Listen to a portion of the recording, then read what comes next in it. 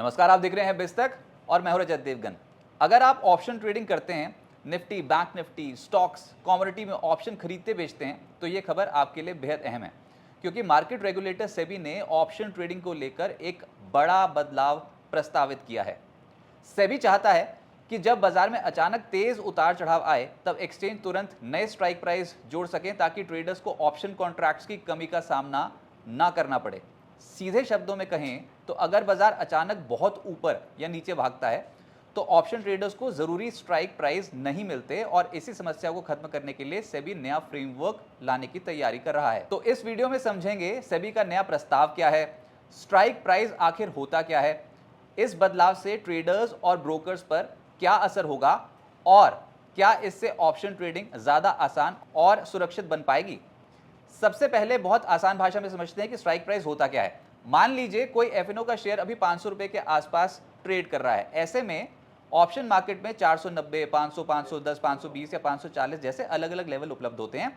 इन्हें strike price कहा जाता है, यानी वो तय कीमत जिस पर ऑप्शन कॉन्ट्रैक्ट बनाया जाता है या फिर जिस पे वो एक्सरसाइज होता है।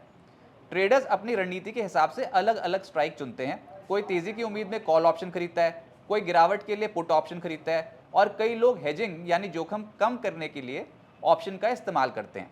लेकिन समस्या तब आती है जब बाजार अचानक बहुत तेज भाग जाता है। मान लीजिए सुबह शेयर 500 रुपए का था और कुछ घंटों में 100 और 150 अंक ऊपर चला गया, और एफएनओ में सर्किट सीमा होती नहीं है।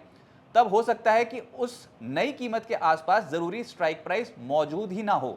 ऐसे में ट्रेडर्स को परेशानी होती है। यही वजह है कि सेबी अब बदलाव चाहता है। अब समझते हैं कि सेबी का प्रस्ताव क्या कहता है। सेबी चाहता है कि सभी स्टॉक एक्सचेंजेस जैसे एनएसई और बीएसई ऑप्शन कॉन्ट्रैक्ट्स के लिए एक समान नियम अपनाएं। इस फ्रेमवर्क के तहत एक्सचेंजेस को यह सुनिश्चित करना होगा कि बाजार की मौजूदा कीमत के आसपास पर्याप्त स्ट्राइक प्राइस हमेशा उपलब्ध रहे। इसके लिए कुछ बड़े बदलाव प्रस्तावित किए गए हैं। पहला, एक्सचेंज को न्यूनतम संख्या में इन द मनी यानी आईटीएम और आउट ऑफ द मनी यानी ओटीएम ऑप्शन उपलब्ध रखने होंगे। दूसरा, रोजाना समीक्षा करनी होगी कि कौन से स्ट्राइक प्राइस जरूरी हैं और कौन से हटाए जा सकते हैं। तीसरा और सबसे बड़ा बदलाव, बाजार खुला होने के दौरान यानी इंट्राडे में भी नए स्ट्राइक प्राइस जोड़े जा सकेंगे। यानी अगर बाजार अचानक तेजी या गिरावट दिखाए तो एक्सचेंज उसी दिशा में नए ऑप्शन कॉन्ट्रैक्ट्स जोड़ सकेंगे। सेबी का कहना है कि इससे ट्रेडर्स को बेहतर सुविधा मिलेगी और ऑप्शन ट्रेडिंग ज्यादा व्यवस्थित होगी।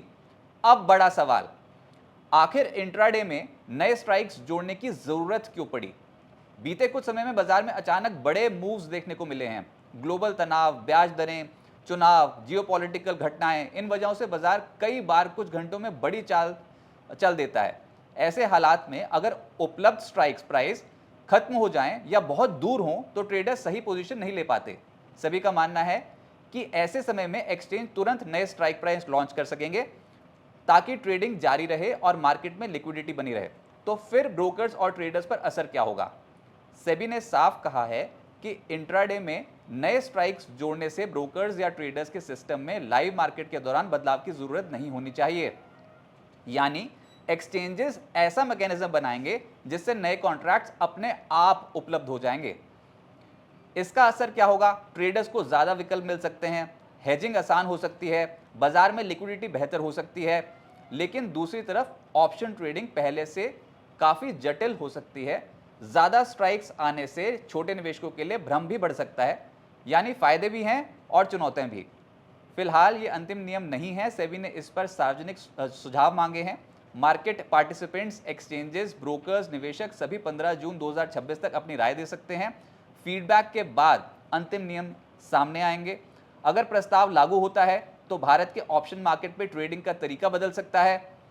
कुल मिलाकर सेबी का उद्देश्य यह है कि ऑप्शन मार्केट में ट्रेडर्स को ज्यादा सुविधा मिले, अचानक बाजार में शेयर या इंडेक्स का भाव बदलने पर भी जरूरी कॉन्ट्रैक्ट उपलब्ध रहें और ट्रेडिंग बिना रुकावट जारी रहे। लेकिन बड़ा सवाल यह भी रहेगा कि क्या इससे छोटे निवेशकों के लिए ऑप्शन ट्रेडिंग और जटिल हो जाएगी या फिर ट्रेडिंग ज्यादा आसान होगी। इस पर आपकी क्या राय है। क्या सेबी का यह कदम सही है या ऑप्शन ट्रेडिंग में ज्यादा नियम स्थिति को और मुश्किल बना देंगे। कमेंट करके अपनी राय जरूर बताएं और ऐसे ही बिजनेस अपडेट्स के लिए चैनल को सब्सक्राइब करना ना भूलें।